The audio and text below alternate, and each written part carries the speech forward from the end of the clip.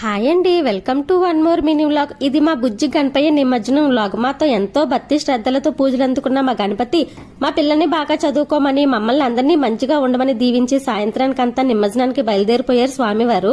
మేము ఇంకా 3 రోజులు ఉంచి పూజలు చేయాలనుకున్నాం, కానీ నాకు డేట్లు కుదరటం లేదని గణపతిని కూర్చోబెట్టిన రోజే తీసేశాము.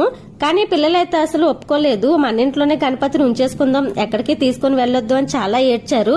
నా ప్రాబ్లం వాళ్ళకి చెప్పలేను, గణపతిని ఉంచలేను, ఎలా మరి? అప్పుడే నాకు ఒక మెరుపులాంటి ఐడియా వచ్చింది. పిల్లల్ని అమ్మ సెంటిమెంట్ తో ఒప్పించాను.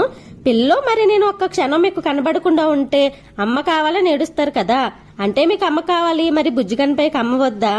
చూడండి పిల్లలు, పూజ కోసం అమ్మ దగ్గర నుంచి గణపతిని తీసుకొచ్చాం కదా, అమ్మ కావాలని అంటున్నారు దేవుడు.